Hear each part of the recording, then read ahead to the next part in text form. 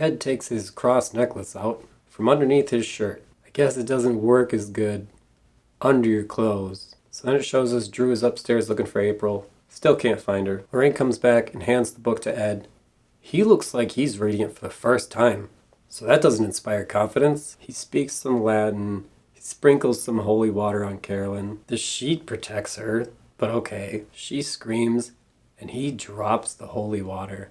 What the fuck, dude? The basement shakes so much that stuff starts falling off the shelves. But the sheet, the rope, and the chair are doing just fine. Outside with Christine, a bird smashes into and shatters the car window. Inside the house, Drew sees a bird smash through the window. A bird smashes through one of the basement windows. What do the birds have to do with anything? They never explain that. Drew hears April crying underneath the floor in the kitchen. It's not the cellar, but it's one of those half crawl space areas. Back with Ed, he says, "In the name of Jesus Christ, the saints, and all the angels, I command you to reveal yourself." I haven't read the book, but should the saints be before all the angels? The sheet rips slightly over her face and she's got like a werewolf grandma thing going on. Upstairs, Drew starts ripping apart the floor with a crowbar, real recklessly like, but whatever, he's a man of action. In the basement, the fucking pipes are moving, furniture is shaking, screws are unscrewing themselves, but it just can't seem to get those knots untied. Then it gets real quiet, and everyone is just standing there, saying nothing. But I tore. Because like a lot of scenes in this movie, there's way too many characters in this scene, and they don't have anything to do or say. Then Carolyn, while still tied to the chair, floats up in the air, so that's not good. She could fly this whole time. She turns upside down. Ed says, "Put her down," in a stern voice a few times, and it does. Put her down! She just drops to the floor. So that worked. Just keep doing that. Just keep yelling at it sternly. The ghost witch tries tipping over a big piece of furniture to crush Ed, but it's too slow because Lorraine says, "Look out," and he dives out of the way. He's fine, but they go to check on him and they just leave Carolyn. She sits up laughing. Ed says, "Hold her down, don't let her up." And Roger and Doofy are like, "Oh yeah, whoops." Ed says, "We're losing her, Roger." Now Roger saw how well the put her down thing worked, so he tries yelling at it too. He says, "Let her go, god damn it. Let her go." Ed starts saying Latin again. Carolyn looks at Roger and says, "She's already gone, and now you're all gonna die." Which is fucking awesome. She should have been saying shit like that the whole time. Earlier when Doofy used the shotgun to break into the house, when they get to the basement, there's a very distinct clip of him setting it down.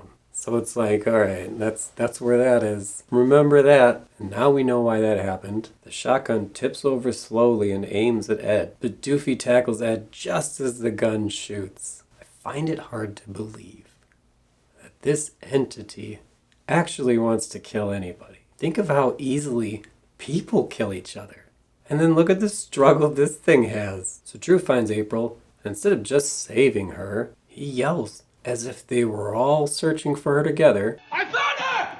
She's under the house, under the kitchen! And of course the mom hears this, and nobody's restraining her anymore. I guess after missing that one shot, she just gave up on killing everybody. She grabs the scissors and then just scampers into the wall like a rat. Next, this is such a painfully stupid scene. Carolyn finds and gets a hold of April. Easily. I guess Drew gave up on getting her out of the floor as soon as he found her. The other guys, Roger, Ed, and Doofy, they're chasing Carolyn through the floor, which is like a maze of all these little holes that you can crawl through. And they're all too big to fit through the last couple holes. So they're all stuck. Ed says, "Bathsheba!" And then Carolyn's face turns into the witch's face. She screeches at him. He says, "By the power of God, I condemn you back to hell!" Would have been nice if he would have got to that final line of the exorcism a little bit sooner. And the poor actor playing Ed, he says this like it's an epic line. Like he's bringing the sword down and slaying the beast. But they show him and he's just trapped in this little hole.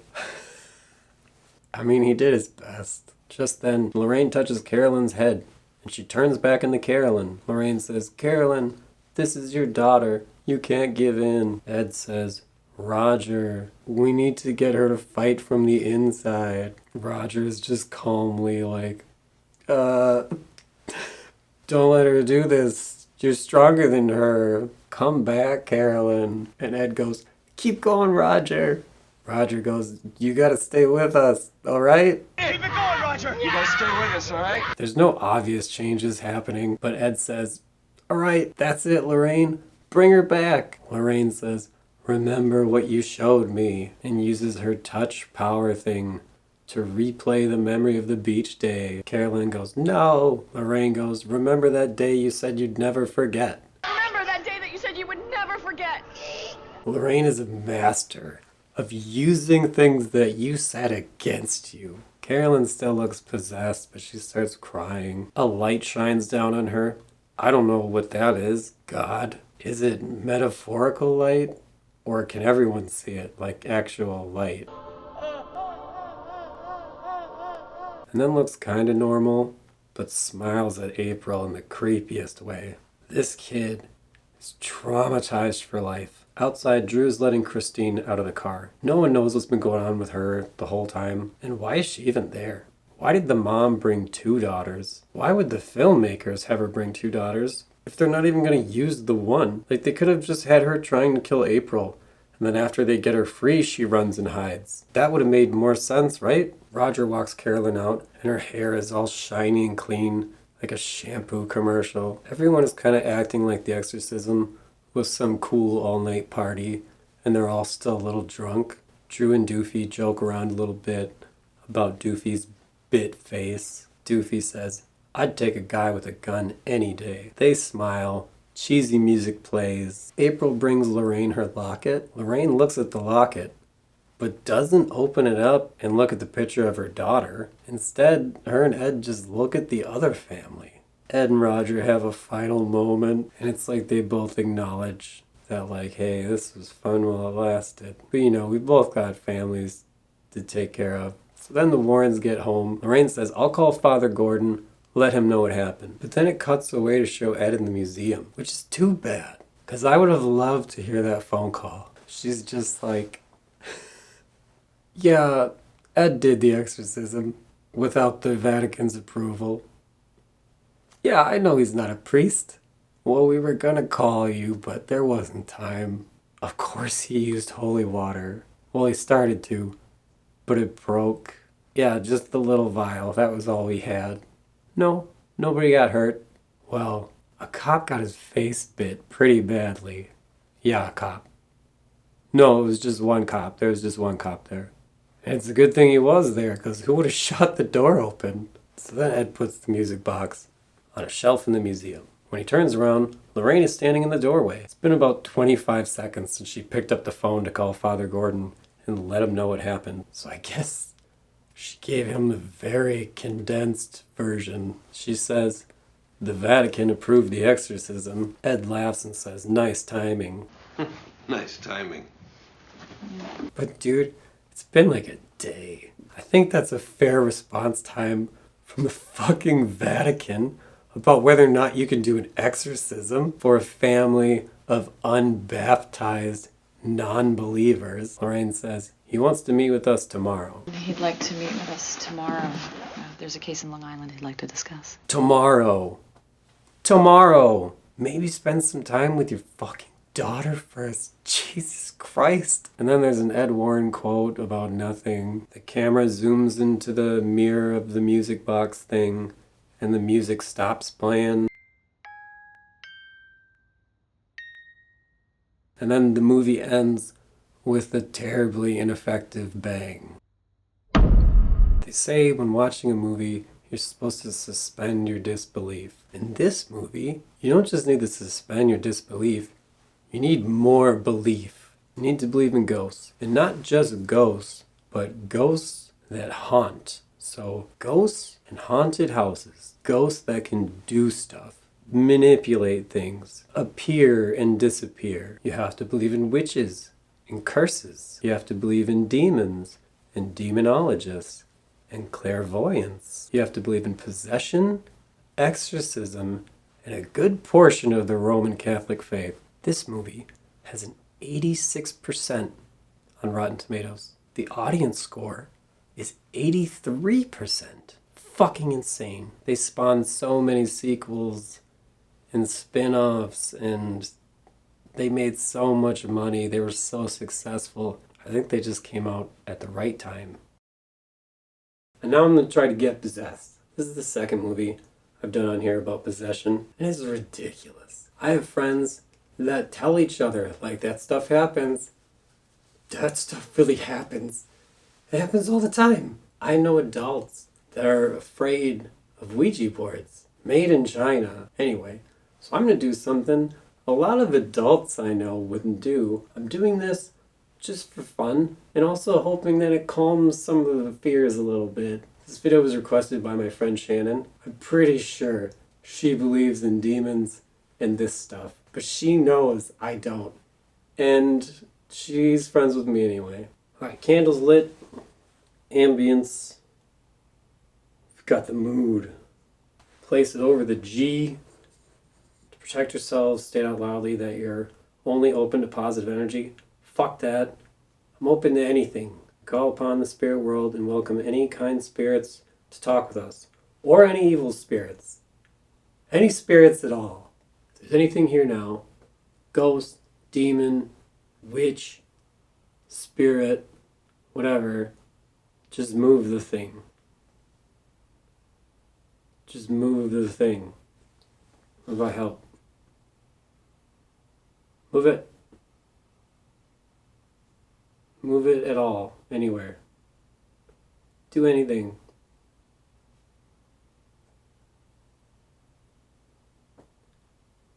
Admittedly, that's asking a lot.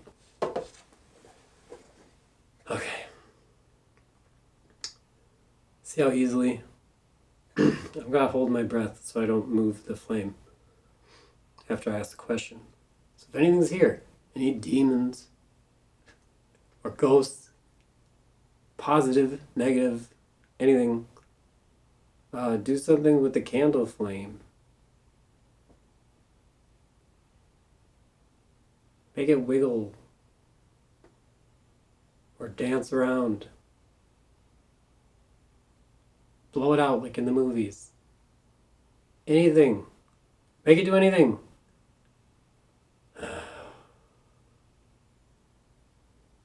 Please.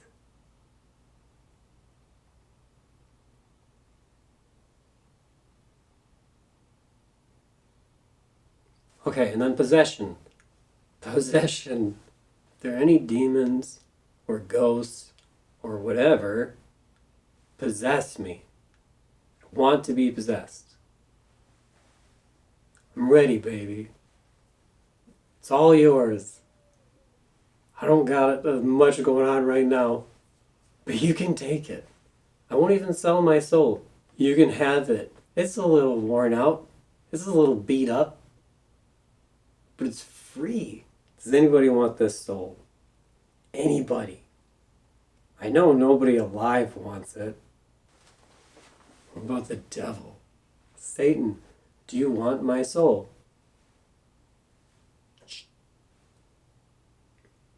Well, it's a piece of shit soul. You can just have it. I don't even want it. Okay.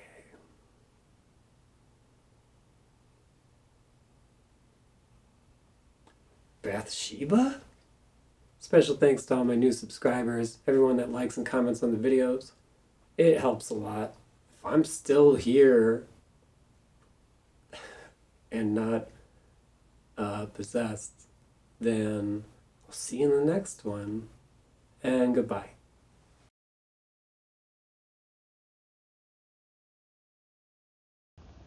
Sometimes it's better to keep the genie in the bottle. What's in the bottle?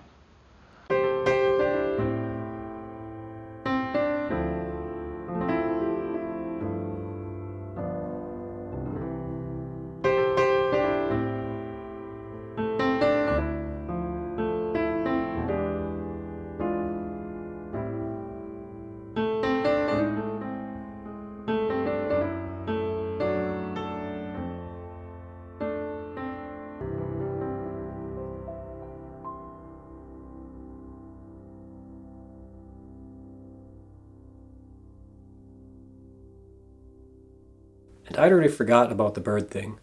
They should have done that intermittently throughout the whole movie. It would have been fun. Just a noise in the background. Every once in a while a thud or a window breaking.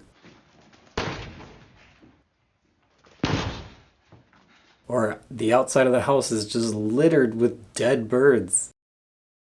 Yeah, no, it was like a shotgun. Well, he just used it that one time. The witch did get a hold of it, and she shot at Ed, but she missed, so no big deal. And then for the next 5 minutes during the credits, it's just the horrible score. It just drones on and on. Let us be taken out of the movie now. It's over. He's supposed to bring us back into the real world a little bit now.